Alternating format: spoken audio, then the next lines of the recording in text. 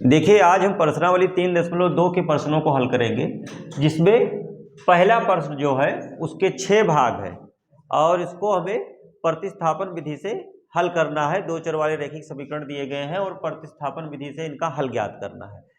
उसमें का पहला हमने लिख रखा है x + y = 14 और x - y = 4। तो इसको पहले को समीकरण नंबर 1 और दूसरे को समीकरण नंबर 2 मान लेते हैं। अब देखिए, चूंकि इसे हमें प्रतिस्थापन विधि से हल करना है और इसको प्रतिस्थापन विधि से हल करने का तरीका मैं पीछे एग्जाम्पल में समझा चुका हूं, तो अब मैं उसी तरीके को यहां पर लागू करूंगा। सबसे पहले आपको क्या करना है, दोनों समीकरणों में से कोई एक समीकरण नीचे उतारना है। तो कौन सा उतारेंगे? समीकरण 1 उतार लो, समीकरण 1 से, क्योंकि दोनों में कोई संख्या नहीं है, सिंपल है।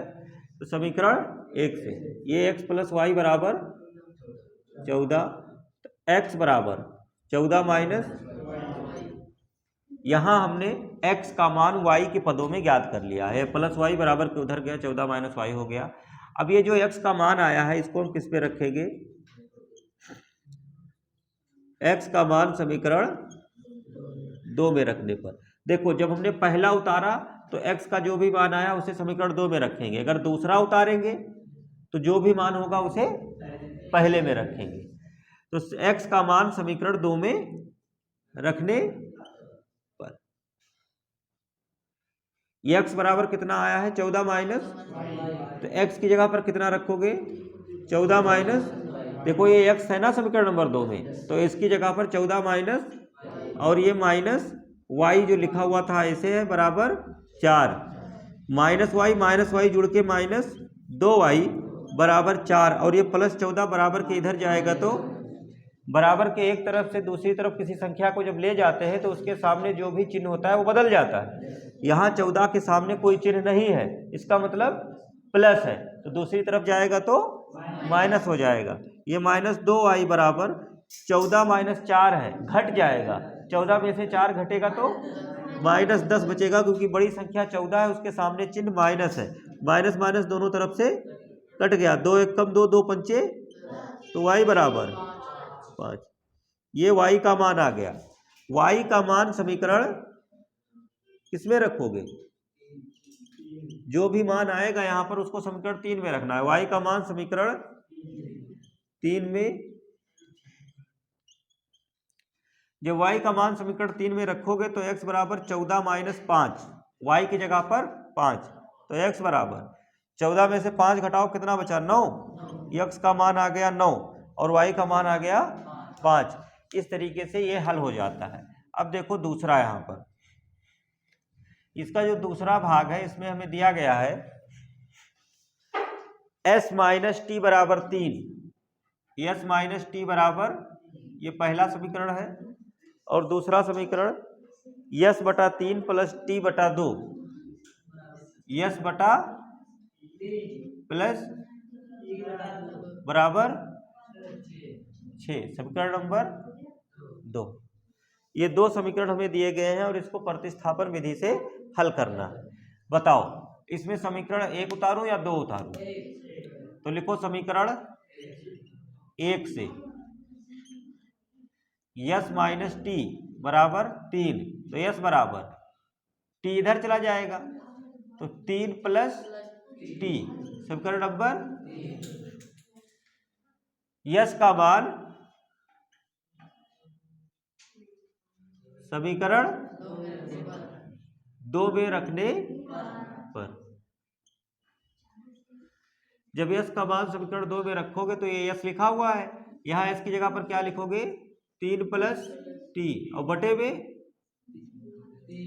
में 3 है ना, प्लस t/2 बराबर 6। अब बताओ 3 और 2 का एलसीएम क्या होगा? 6। 3 दूना 6, 3 और 2 का एलसीएम 6, तो 6 से पूरे समीकरण में गुणा करो। 6 × 3 + t/3।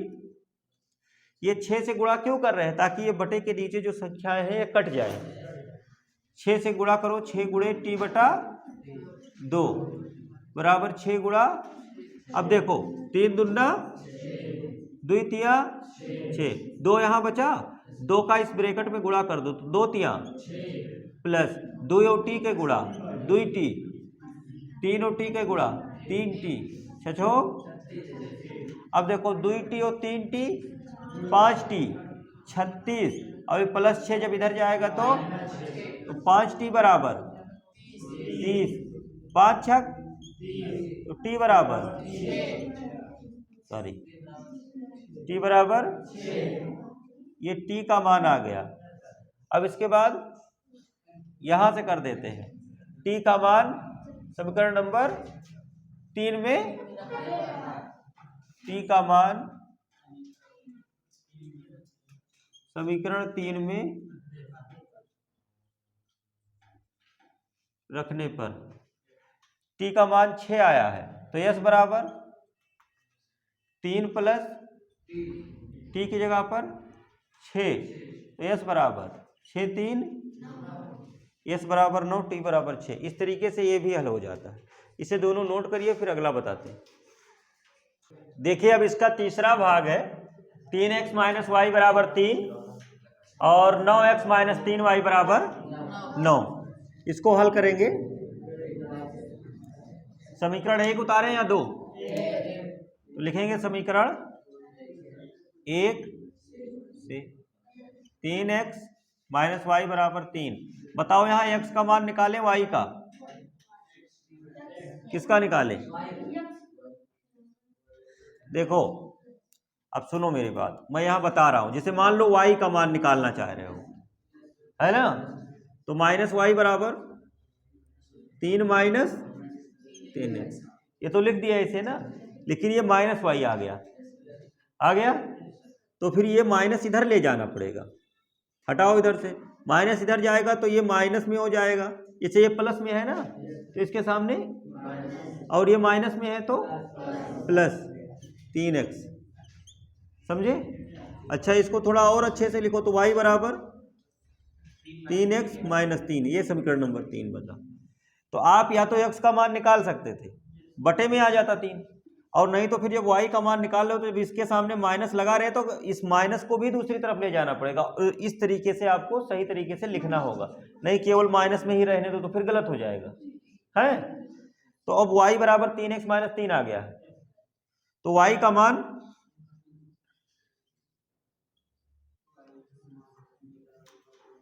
समीकरण 2 में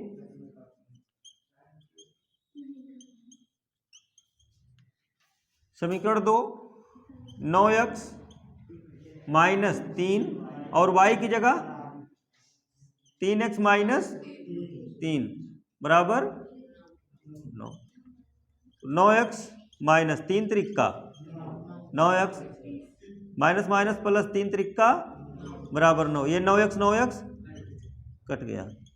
और जब ये स्थिति आ जाए, दोनों तरफ बराबर आ जाए, तो ये y के किसी भी मान के लिए सत्य है। और इस स्थिति में क्या होता है,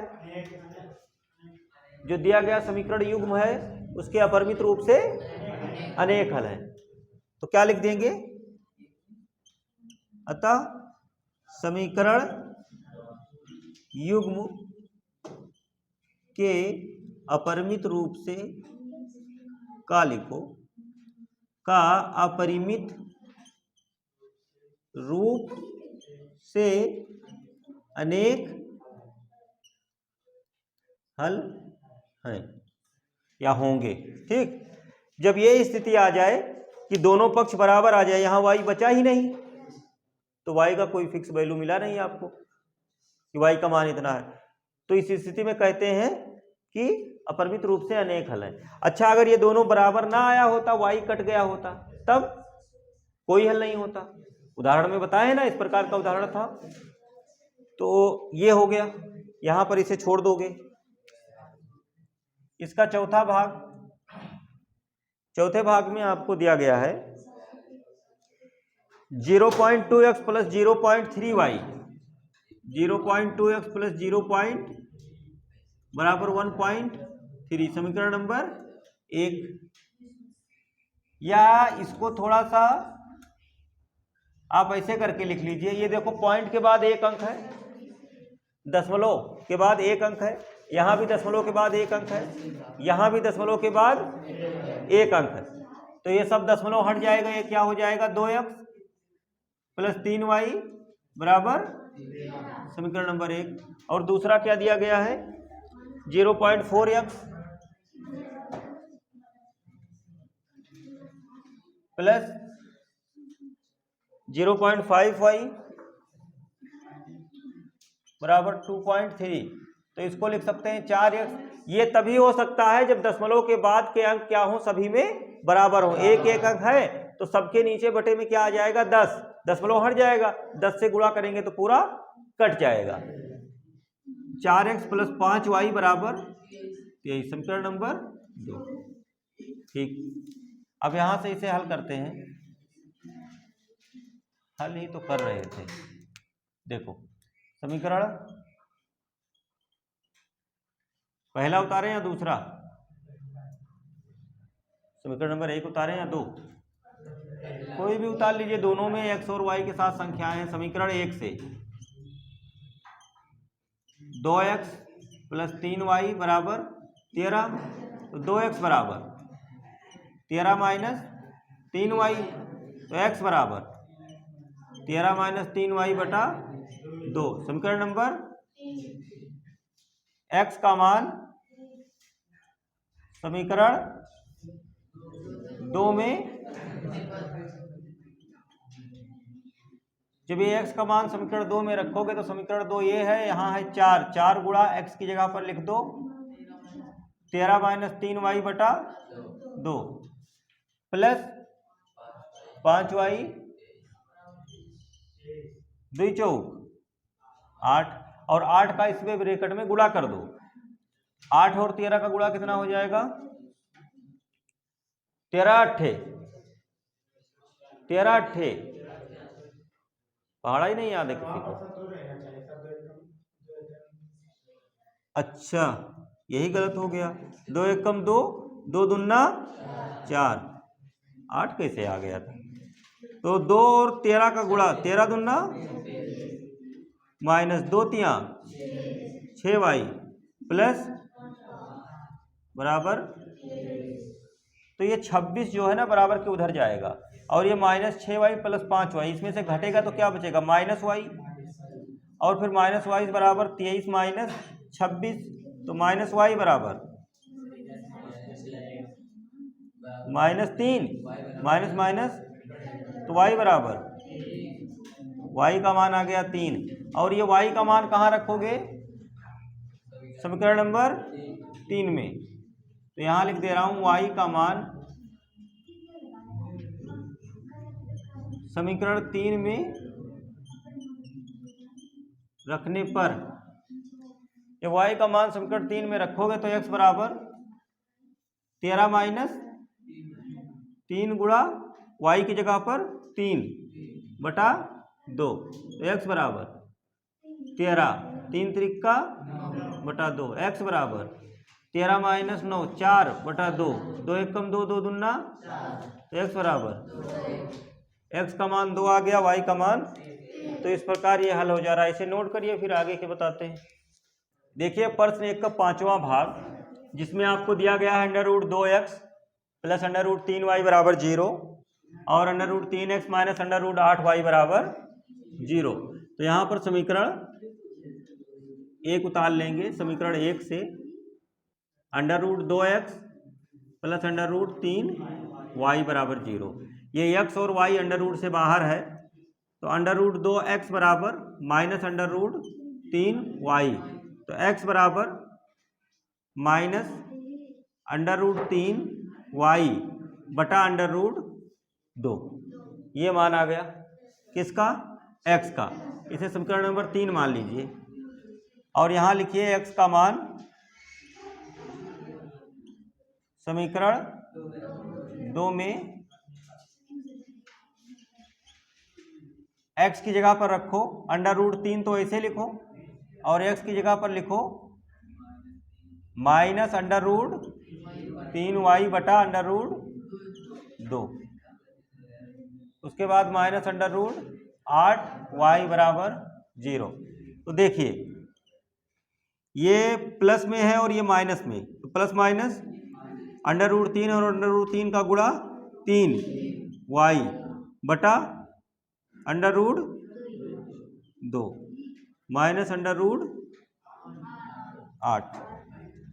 एक काम करते हैं, ये जो माइनस √8 है ना, इसको बराबर के उधर ले जाते हैं, बराबर लगा लेते हैं। ये माइनस में है, उधर जाके प्लस हो जाएगा, तो हो जाएगा √8y। ठीक है। अब तिरछा गुणा कर लेते हैं। जब तिरछा गुणा करेंगे तो इसके नीचे मान लीजिए बटा 1 है, 1 का इससे गुणा होगा तो -3y से, तो यही रहेगा। और √2 का √8 से गुणा होगा तो √16y। अब यहां से देखिए -3y बराबर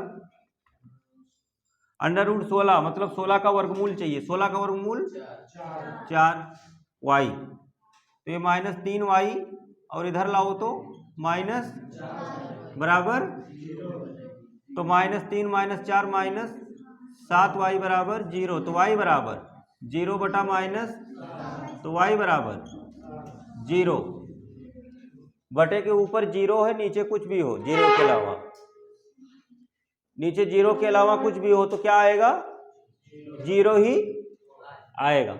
अगर बटे के ऊपर 0 है तो, बटे के नीचे 0 आ जाएगा तो अपरिभाषित हो जाएगा, अनंत हो जाएगा। अब इसके बाद y का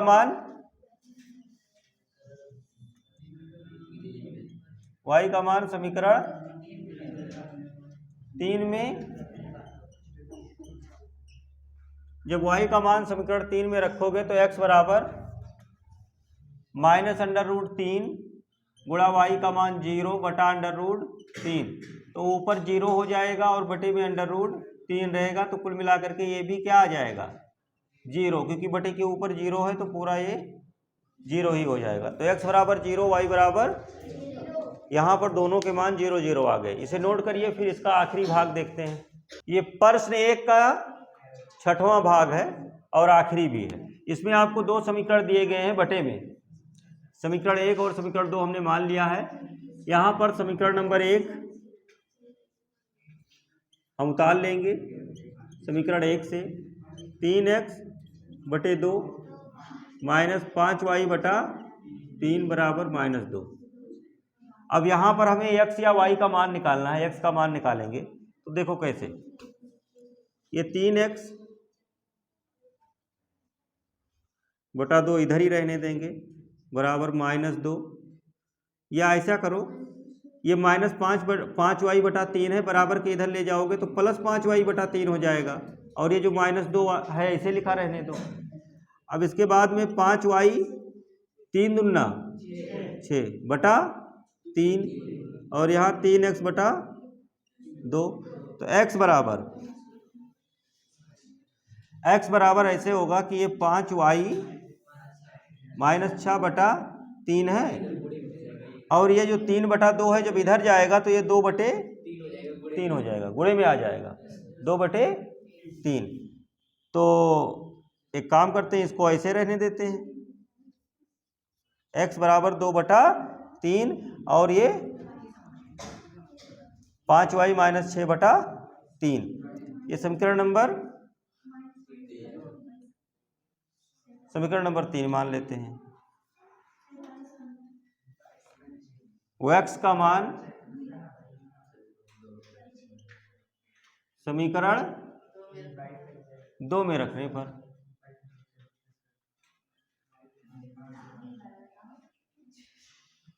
जब x का मान समीकरण 2 में रखोगे तो यहाँ x है और ये 1 बटा 3 बाहर कर दो, और x की जगह पर क्या लिखोगे, 2 बटे 3 और ब्रैकेट में 5y बटा 3 प्लस y बटा बराबर 13 बटा 6। अब देखो यहाँ तो कुछ कट नहीं रहा है, तो 2 1 कम 3 त्रिक्का, और 5y -6 ऐसे रहने दो बटा 3 प्लस बराबर 13 बटा 6। अब एक काम करिए, इसमें गुणा कर दीजिए, ये कितना हो गया, 2 पंचे 2 छक बटा 9 त्रिक प्लस y बटे। अच्छा, अब इसके बाद में चलो एलसीएम ही ले लेते हैं, लेकिन काफी लंबी संख्या हो जाएगी, तो एलसीएम ही लेके कर देते हैं। नहीं तो ये 10y बटा 27 माइनस 12 बटे 27 अलग करके फिर इसे उधर ले जा सकते हैं, ऐसा भी कर सकते हैं। एलसीएम ले लूं, चलो ठीक है एलसीएम कितना आ रहा है 27 कामा 2 कामा 6, 2 से काटो 27 ही रहेगा, ये 1 हो जाएगा, ये 3 हो जाएगा, 3 से काटो ये 9 हो जाएगा, ये 1 हो जाएगा, ये भी 1 हो जाएगा, फिर 9 से काटना पड़ेगा। 9 त्रिक 27 दूना 54, एलसीएम कितना आया 54, गुणा कर लो तीनों का, तो 54 गुणा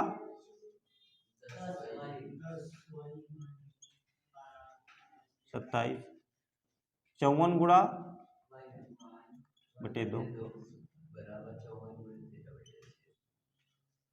27 दूना 2 से इसमें गुणा करो ब्रैकेट में 20y 24, 2 से काटोगे तो 27 आ जाएगा, 27 और y का गुणा 27y, 6 नवा 54 और 13 नवा 117। अब देखो 20y और 27y जुड़ जाएगा तो कितना हो जाएगा 47y बराबर 117 प्लस 24, तो 47y बराबर कितना हो जाएगा 117 और 24, 7 4 11, 2 1 3 1 4 100, तो y बराबर 141 बटा 47, 47 से 141 को काटना है। जब 47 का पहाड़ा पढ़ोगे 3 बार तो 3 सते 21, 3 सते 21 और 3 चौक 12 और 2 14, तो 47 एकदम 47, 47 तिया 141, तो y बराबर कितना आ गया 3। अब ये y का मान आप कहाँ रख दीजिए समीकरण नंबर 3 में, तो यहां से कर दे रहा हूं y का मान समीकरण 3 में रखने पर x बराबर 2/3 5 गुणा y कितना है 3 माइनस 6/3, तो x बराबर 2/3, 5 या 15 माइनस 6/3 बराबर 2/3, 15 में से 6 जाएगा तो 9/3। देखो 3 त्रिका और 3 एकम, तो x बराबर x का मान आ गया 2 और y का मान 3। तो इस प्रकार ये भी हल हो जाता है और प्रश्न के जो 6 भाग थे वो खत्म हो जाते हैं। इतना नोट कर लीजिए, फिर आगे देखेंगे।